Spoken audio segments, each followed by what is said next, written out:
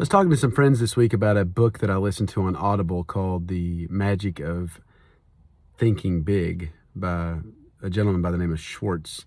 It was written in 1959, so that's 63 years ago. But, it's always amazing to me how these books, you can call them self-help books or whatever you want to call them. I think that's cheesy.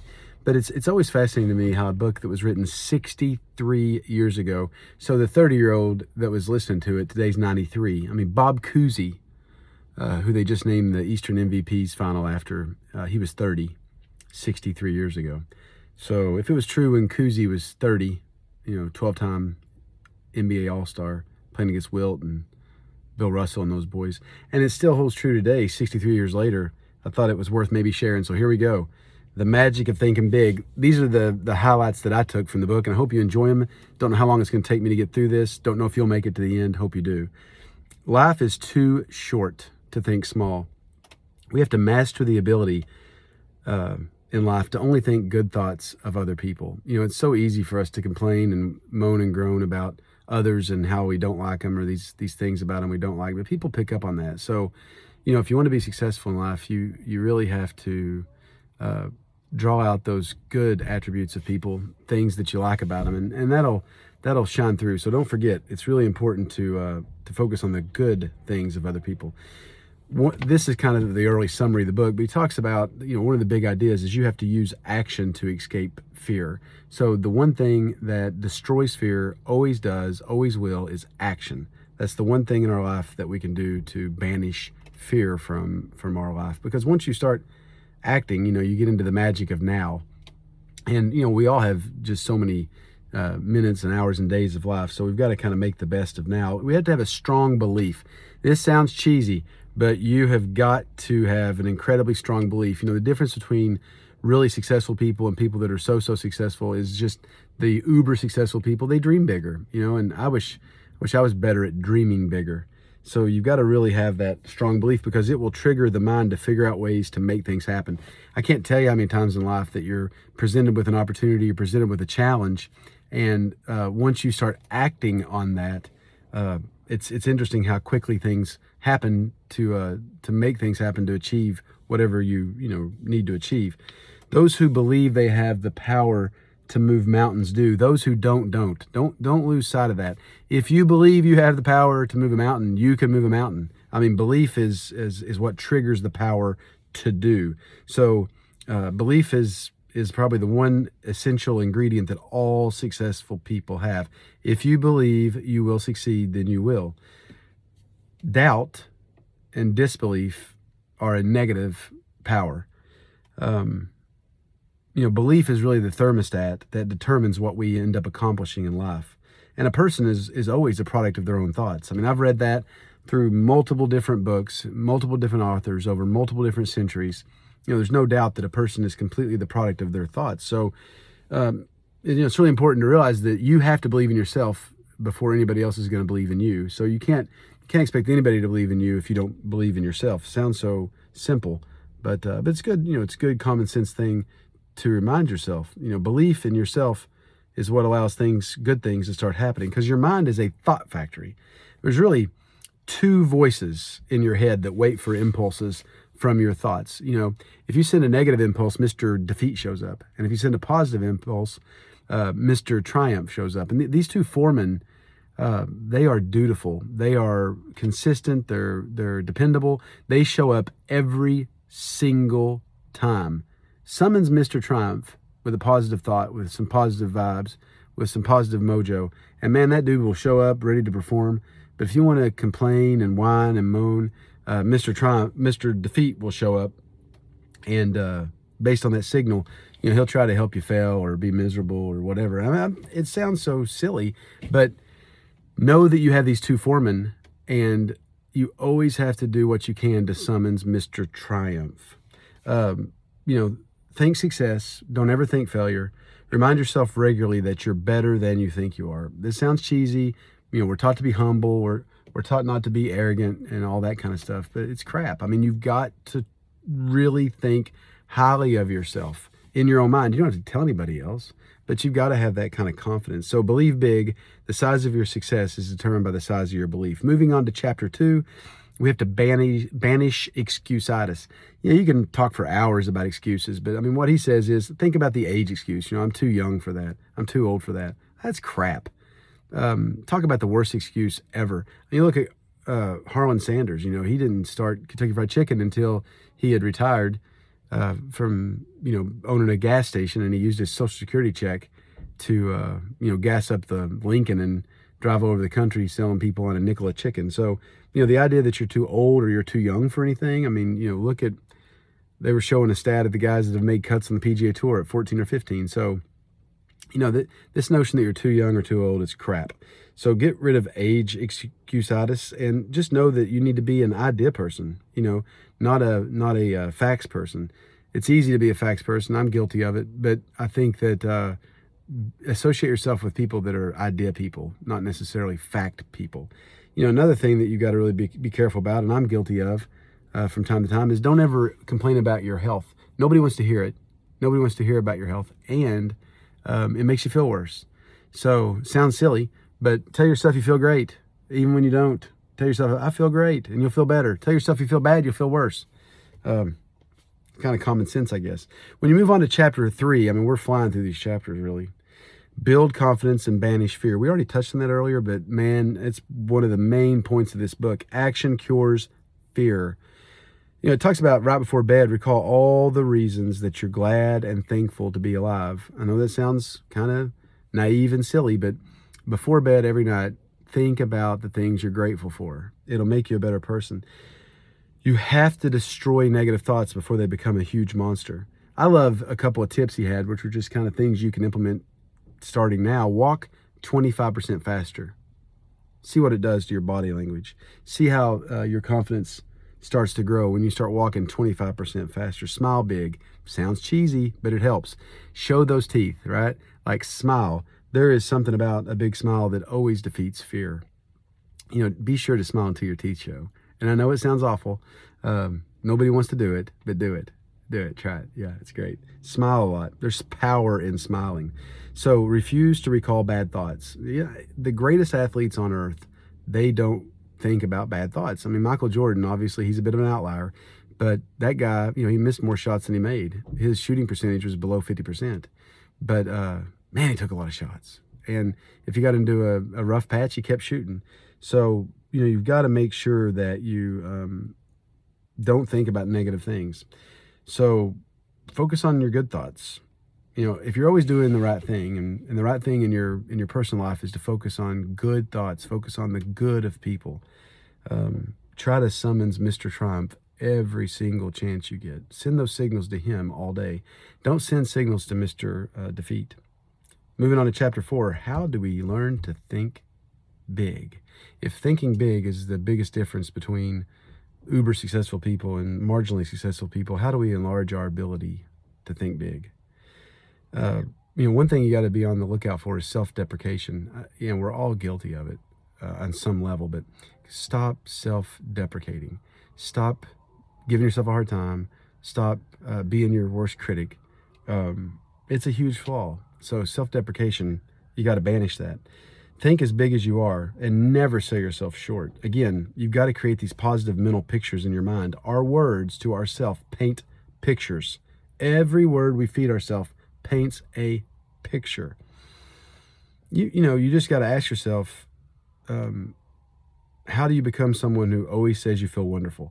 Like, just make it a default, no matter what. I mean, it's not being insincere because you're making the best of what you've got. Make it a point the rest of your life when people ask you how you feel. My grandfather would say, best you ever saw, and he would say, better than you deserve. Add those to your lexicon. Somebody asks you how you do and say, better than I deserve, or say, best you ever saw. It's amazing.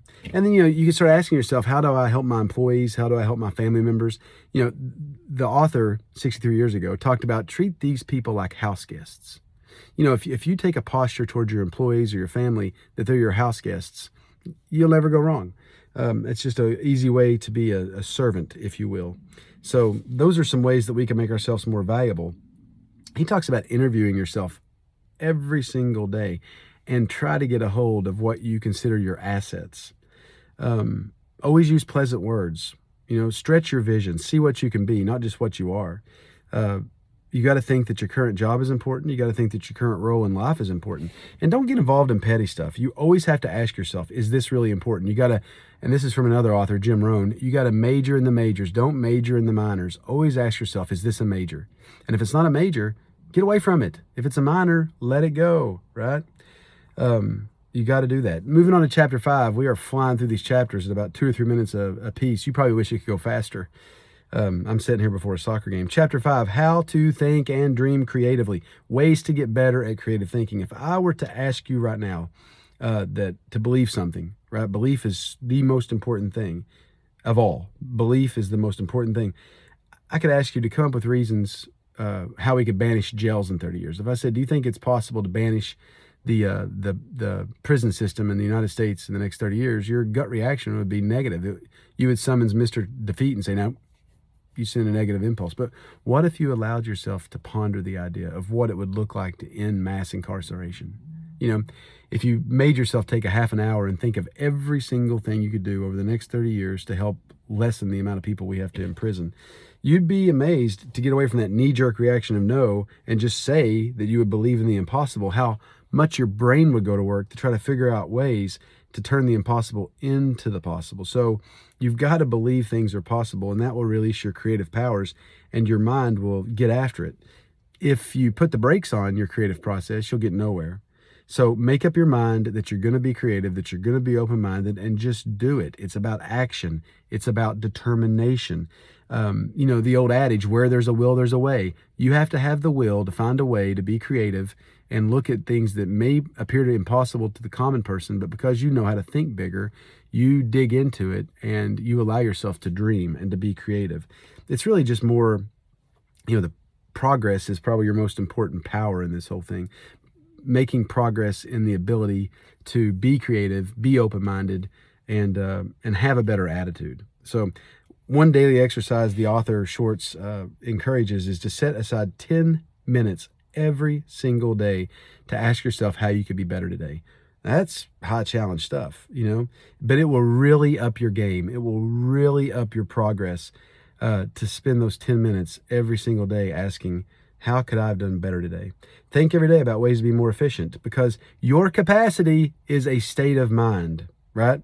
Do more and do it better. Accept greater responsibility. How can I do more, right? How can I be more? If you ask yourself that and really, really open yourself up to that, solutions will appear through creativity. One thing I struggle with immensely, I'm trying to do better at, I practiced it this week and did a little better at it. Your ears are your intake valves. So ask questions and listen to people. Encourage others to talk, right? And treat your own views by bouncing them off people. Like, that's the best way to express your views, is kind of ask questions. And instead of just sprouting out your ideas, you know, pop them off of people, because you'll get good feedback. And then concentrate on what people are saying. You know, it's one thing to listen. It's another thing to really listen and really soak it in. So write down your ideas, be in groups with people, review your ideas, and cultivate and fertilize your ideas. Do what you do well, do it more, and do it better. That's what we're after here. So moving on to chapter 6, took about 3 minutes in chapter 5. You are what you think you are, no doubt about it. And that has withstood the test of time. We are what we think of ourselves. How we think of ourselves determines how others think of us. So in order to increase your self-respect, think highly of yourself, you know, to yourself. You don't have to tell anybody. It doesn't have to come off as arrogance or being pompous, but think highly of yourself.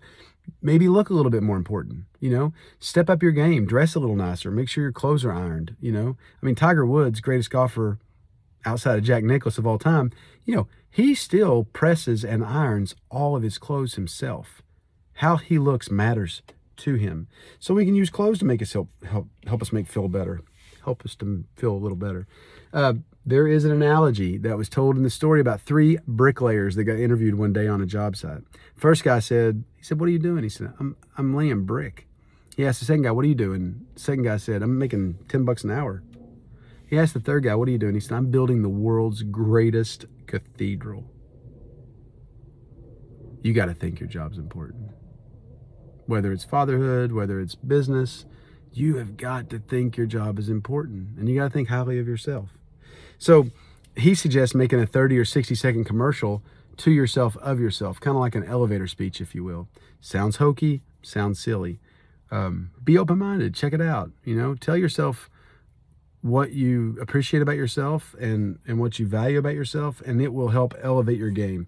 Treat everyone well and learn their names. I need to do better with that. Really make it a priority to learn other people's names. And then ask yourself, what can you do to make your wife, your children, your coworkers better? And practice conversation generosity. That really wins friends. Letting people talk more than you talk. Again, hard thing for me to become a better listener, but Lord knows I need to. And think positively towards people. Somehow we made it to chapter 10. I don't know what happened there, but get the action habit, the ability to get things done. Think action. You can be an activationist or you can be a passiveness. I can't say it, but you can be a person of action or a passive person. So action builds confidence. Action always fights fear. Inaction actually allows fear to build. So if you're inactive, you're going to get more fearful. If you're in an airplane and you're a paraglider or whatever, you jump out with a parachute, the hard part's not the jump. The hard part's waiting to jump. Walter Cronkite, Tom Brokaw, Dan Rather, all those folks, before they say action and good evening, welcome to the news, before that moment, they're all sweaty. They're all a little bit stressed because they haven't started acting yet. As soon as that newscast starts, boom, they're good. They're into the action, so they can handle it. So if veteran newscasters, start sweating until they start, in life we do that. We are fearful until we get down to action. So action cures fear. He suggests having a pencil and paper around, and that'll move your spirit. So, always be willing to take notes of what's going on and learn from yourself. Don't put off until tomorrow those things that you can do today. That's a famous quote from Benjamin Franklin. So action is the thing, right? You can become a crusader for things, but whatever you do, make sure you grow in your action. Ideas only have value when they're acted upon. I'll repeat that again. Your ideas only have value when you act upon them. So be someone who is a starting right now person. Get in gear and go. Chapter 11, how to turn defeat into victory. You have to learn from all your setbacks. Again, obviously it's common sense. If you lose, make sure you learn. Don't blame luck. It's through persistence, it's through experimentation that we develop the ability to always believe that things are possible, to always believe that anything can happen. This guy suggests taking a 72-hour vacation every single month. Hard to do. Make it a goal. Get out of town for 3 days, refresh, help your creativity, help lower your stress. Take a 72-hour vacation once a month. We're back down to chapter 12. Use goals to help you grow.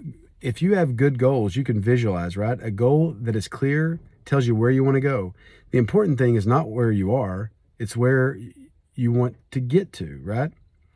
Where do we want to be in 5 years? Where do we want to be in 10 years? That's the question, right? And that applies to work. It applies to your home life. It applies to your social life. What do you want to accomplish? What do you want to be? What will truly satisfy you? Those are questions that everybody needs to process at the work level, the home level, social level, and obviously home level is the most important. What kind of income level do you want? That's something people are always wondering about. What level of responsibility do you want? As you rise through the ranks at home or at the office. So, our standard of living, the vacations we want, the way we want to retire, all those things are things that we really need to process and think about. So, develop goals. We're trying to eliminate clutter and be a little more efficient with things. And, that's the key, right? So this idea of thinking big, I'm going to keep it to under 20 minutes. So I got 50 seconds. Thinking big, that's about believing in yourself, telling yourself you believe in yourself, trying to manage to have more positive thoughts and positive vibes in your life than negatives, right? Saying you feel great, listening to people, trying to use conversation, generosity to learn more about your own ideas and people's ideas. And the bottom line is, man, think big, right? This life is short. And we can go through it thinking small, or we can go through it thinking big. Now, I think we know the answer 63 years after Mr. Schwartz's book, which one makes the most sense, right? It makes the most sense to get in gear, be a person of action, be a person of big thoughts, and let's rock this life out. while we got a chance. So that was The Art of Thinking Big by David Schwartz. I hope you enjoyed my less than 20-minute book review.